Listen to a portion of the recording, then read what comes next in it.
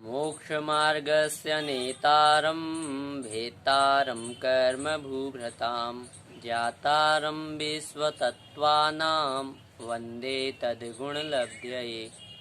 बोली पंच परमेष्ठी भगवान की जय। शांति विधाता श्री खजाठ शांतिनाथ भगवान की जय। द्वादशांग जिनवाणी माता की जय। ग्रंथादिराज श्री तत्वात् सूत्र जी की जय। आचार्य श्री उमा स्वामी जी महाराज की जय। आचार्य श्री विद्यासागर जी महाराज की जय। पूज्य मुनिपुंगव श्री सुधा सागर जी महाराज की जय। अड़ाई द्वीपस्थ समस्त महामिराजों की जय। पिछली कक्षा में जो अंतिम सूत्र था जिसका अर्थ था 5 इंद्रियां होती हैं, तो इसके पश्चात जो शंकाकार है उसे जिज्ञासा हुई कि जो 5 इंद्रियां हैं क्या इसमें भी कोई और भेद हो सकते हैं या ये 5 इंद्रियां भी किन्हीं प्रकार की हो सकती हैं। तो वह आचार्य महाराज से यह प्रश्न करता है। आचार्य महाराज उसका उत्तर सूत्र रूप में देते हैं। सूत्र उच्चारित करें, द्विविधानि। पदच्छेद होगा द्वि विधानि। द्वि अर्थात 2, विधानी अर्थात प्रकार। संपूर्ण अर्थ होगा वे जो 5 इंद्रियां हैं वे 2 प्रकार की हैं। 2 इंद्रियां कौन हैं? 2 प्रकार की कौन कौन सी हैं? तो एक तो द्रव्येंद्रिय और दूसरा भावेंद्रिय। नाम कर्म की रचना विशेष को द्रव्येंद्रिय कहते हैं तथा ज्ञानावरण कर्म के क्षयोपशम को भावेंद्रिय कहते हैं। इस प्रकार से इसकी परिभाषा को समझना चाहिए। अगली जो सूत्र है उस अगले सूत्र में आचार्य भगवंत द्रव्येंद्रिय को परिभाषित कर रहे हैं। सूत्र उच्चारित करें, निर्वृत्त्युपकरणे द्रव्येंद्रियम। पदच्छेद होगा निर्वृत्ति उपकरणे द्रव्येंद्रियम। 3 पद हैं। निर्वृत्ति अर्थात निवृत्ति, उपकरणे अर्थात उपकरण, द्रव्येंद्रिय अर्थात द्रव्येंद्रिय। निवृत्ति और उपकरण को द्रव्येंद्रिय कहते हैं। निवृत्ति का शाब्दिक जो अर्थ है वह है रचना, तो रचना को निवृत्ति कहते हैं। यह 2 प्रकार की है, एक तो आभ्यंतर निवृत्ति, दूसरा बाह्य निवृत्ति। अब जो दूसरा सूत्र में जो दूसरा पद आया वह आया उपकरण। उपकरण की क्या परिभाषा होगी? तो निवृत्ति के उपकार करने वाले को उपकरण कहते हैं, अथवा जो निवृत्ति का उपकार करता है वह उपकरण कहलाता है। इसके भी निवृत्ति की तरह ही 2 भेद हैं, एक तो आभ्यंतर उपकरण, दूसरा बाह्य उपकरण। आभ्यंतर उपकरण क्या है, बाह्य उपकरण क्या है, तो इसे उदाहरण के माध्यम से समझें। जैसे हमारे चक्षु इंद्रिय की रचना हुई, तो उस रचना में जो आभ्यंतर उपकरण होंगे वह आभ्यंतर उपकरण होगा जो कृष्ण शुक्ल जो हमारे लिए आँखों में यह दिखता है वह क्या हुआ? वह हुआ आभ्यंतर उपकरण। वह उपकरणों में जो भौएं हैं, जो पलक हैं, यह बाह्य उपकरण कहलाते हैं। इस प्रकार से आभ्यंतर और बाह्य उपकरण में अंतर होता है। आभ्यंतर अर्थात अंतरंग रचना, बाह्य अर्थात बहिरंग रचना, यह साधारणतः अर्थ है। इसके पश्चात अगले सूत्र में आचार्य भगवंत जो दूसरा भेद कहा था भावेंद्रिय, उस भावेंद्रिय को परिभाषित कर रहे हैं। सूत्र उच्चारित करें, लब्ध्युपयोगौ भावेंद्रियम। पदच्छेद होगा लब्धि उपयोगौ भावेंद्रियम। इसमें भी 3 ही पद हैं। अर्थ होगा लब्धि अर्थात लब्धि, उपयोगौ अर्थात उपयोग, भावेंद्रियम अर्थात भावेंद्रिय है। लब्धि और उपयोग रूप भावेंद्रिय कहलाती है। यह इसका संपूर्ण अर्थ होगा। अब लब्धि की परिभाषा क्या होगी? तो इसका व्युत्पत्ति लब्ध जो अर्थ है वह है लंभनम लब्धि, अर्थात जो प्राप्त होता है अथवा प्राप्त किया जाता है वह लब्धि कहलाती है।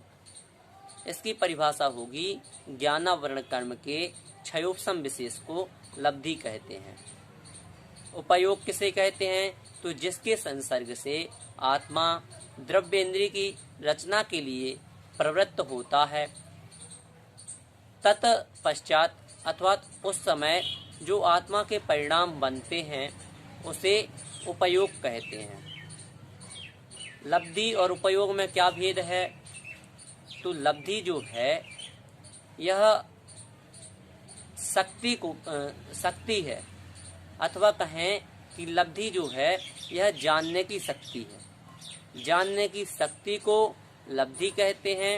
और जानने की लब्धि और उपयोग में क्या अंतर है? तो लब्धि जो है वह जानने की शक्ति मात्र है और उपयोग जानने की क्रिया। इस प्रकार से इन दोनों में अंतर है। अब जो जिज्ञासु सामने बैठा है उसकी जिज्ञासा उत्पन्न होती है कि आपने यह तो बता दिया कि 5 इंद्रियां जो हैं वह 2 प्रकार की हैं, एक तो द्रव्येंद्रिय और दूसरा भावेंद्रिय। परंतु जो आपने कहा था पंचेंद्रियाणि, अर्थात 5 इंद्रियां होती हैं, तो वह आपने 5 इंद्रियां तो हमें बताई ही नहीं। वह 5 इंद्रियां कौन सी हैं? तो आचार्य भगवंत उसकी जिज्ञासा का समाधान करते हैं। श्रुत उच्चारित करें। स्पर्शन रसन घ्राण चक्षु श्रोत्राणि। पदच्छेद होगा स्पर्शन रसन घ्राण चक्षु श्रोत्राणि। अर्थ होगा स्पर्शन अर्थात स्पर्शन, रसन अर्थात रसना, घ्राण अर्थात घ्राण, चक्षु अर्थात चक्षु और श्रोत्राणि अर्थात कर्ण। संपूर्ण अर्थ होगा स्पर्शन, रसना, घ्राण, चक्षु और कर्ण। यह 5 इंद्रियां होती हैं। इस सूत्र में पंचेंद्रियाणि पद की अनुवृत्ति हो जाती है। अब इन 5 इंद्रियों की परिभाषाओं को जानते हैं। आचार्य पूज्यपाद स्वामी श्री सर्वार्थ सिद्धि जी में 5 इंद्रियों की परिभाषा का बहुत विस्तृत वर्णन करते हैं। वहाँ उन्होंने कहा, सबसे पहले स्पर्शन इंद्रिय की परिभाषा को जानते हैं। वीर्यांतराय और मति ज्ञानावरण कर्म के क्षयोपशम से तथा अंगोपांग नाम कर्म के आलम्बन से आत्मा जिसके द्वारा स्पर्श करती है उसे स्पर्शन कहते हैं। रसना इंद्रिय की परिभाषा बनेगी वीर्यांतराय तथा मति ज्ञानावरण कर्म के क्षयोपशम से तथा अंगोपांग नाम कर्म के आलम्बन से आत्मा जिसके द्वारा स्वाद लेती है अथवा चखती है उसे रसना इंद्रिय कहते हैं। इसी प्रकार घ्राण की भी परिभाषा होगी वीर्यांतराय कर्म के तथा मति ज्ञानावरण कर्म के क्षयोपशम से तथा अंगोपांग नाम कर्म के आलम्बन से आत्मा जिसके द्वारा सूंघती है, गंध लेती है उसे घ्राण कहते हैं। इसी प्रकार चक्षु की भी परिभाषा होगी वीर्यांतराय तथा मति ज्ञानावरण कर्म के क्षयोपशम से तथा अंगोपांग नाम कर्म के आलम्बन से आत्मा जिसके द्वारा देखती है उसे चक्षु कहते हैं। श्रोत्र इंद्रिय की भी परिभाषा ऐसी ही होगी वीर्यांतराय तथा मति ज्ञानावरण कर्म के क्षयोपशम से तथा अंगोपांग नाम कर्म के आलम्बन से आत्मा जिसके द्वारा सुनती है वह श्रोत्र इंद्रिय कहलाती है। इस प्रकार से 5 इंद्रिय की परिभाषा बनती है। अगले सूत्र में आचार्य भगवंत इन 5 इंद्रियों के विषय का वर्णन करते हैं। इन 5 इंद्रियों का क्या विषय है? तो सूत्र उच्चारित करें। स्पर्श रस गंध वर्ण शब्दास तदर्थाः। पदच्छेद होगा स्पर्श रस गंध वर्ण शब्दाः तत् अर्थाः।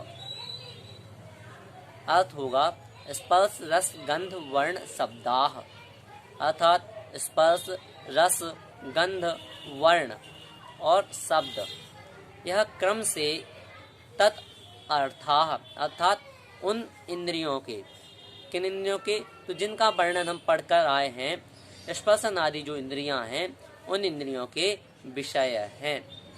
इस प्रकार से इसका संपूर्ण अर्थ होगा। विषय जो है, विषय की परिभाषा क्या होगी, तो इंद्रियों के द्वारा ग्रहण करने योग्य पुद्गल परमाणु विषय कहलाते हैं। जो पांचों इंद्रियां हैं, प्रत्येक इंद्रिय का विषय क्षेत्र अपेक्षाकृत भिन्न भिन्न होगा। जैसे स्पर्शन इंद्रिय का जो विषय क्षेत्र है वह एक इंद्रिय की अपेक्षा से 400 धनुष, 2 इंद्रिय की अपेक्षा से 800 धनुष, 3 इंद्रिय की अपेक्षा से 1600 धनुष, 4 इंद्रिय की अपेक्षा से 3200 धनुष और असंजी पंच इंद्रिय की अपेक्षा से 6400 धनुष विषय क्षेत्र होता है। और संजी पंच इंद्रिय की अपेक्षा से 9 योजन का विषय क्षेत्र स्पर्शन इंद्रिय का होता है। रसना इंद्रिय का विषय क्षेत्र कितना है, तो 2 इंद्रिय की अपेक्षा से, क्योंकि एक इंद्रिय की रसना इंद्रिय नहीं होगी, तो 2 इंद्रिय की अपेक्षा से 64 धनुष विषय क्षेत्र होगा। 3 इंद्रिय की अपेक्षा से 128 धनुष, 4 इंद्रिय की अपेक्षा से 256 धनुष, 500 पंचेंद्रिय की अपेक्षा से 512 धनुष और सैनी पंचेंद्रिय की अपेक्षा से 9 योजन का विषय क्षेत्र रसना इंद्रिय का होता है। घ्राण इंद्रिय का विषय क्षेत्र कितना होगा, तो 3 इंद्रिय की अपेक्षा से 100 धनुष, 4 इंद्रिय की अपेक्षा से 200 धनुष, पंच इंद्रिय असंजी की अपेक्षा से 400 धनुष और संगी पंचेंद्रिय की अपेक्षा से 9 योजन का विषय क्षेत्र होता है।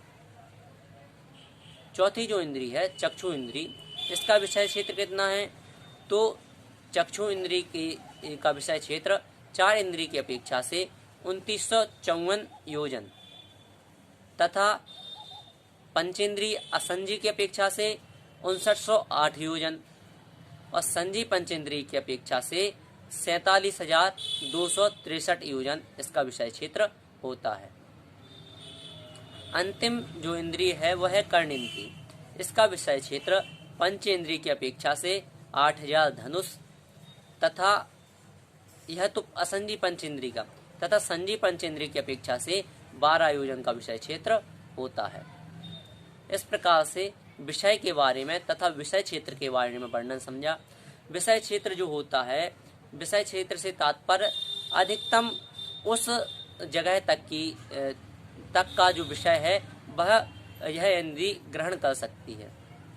जैसे घ्राण इंद्रिय का हम उदाहरण लें तो जैसे घ्राण इंद्रिय का हमारा विषय है कि हम एक कमरे में बैठे हैं, उस कमरे से दूसरे कमरे में जो है खाना भोजन बन रहा है और हम इसी कमरे में से बैठकर उस भोजन की सुगंध को ग्रहण कर सकते हैं।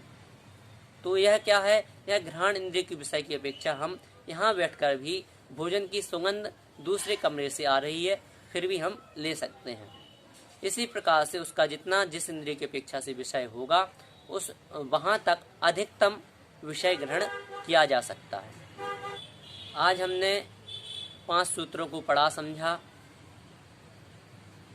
द्विविधानि निर्वृत्त्युपकरणे द्रव्येन्द्रियं लब्ध्युपयोगौ भावेन्द्रियं स्पर्शन रसन घ्राण चक्षु श्रोत्राणि स्पर्श रस गंध वर्ण शब्दास्तदर्थाः।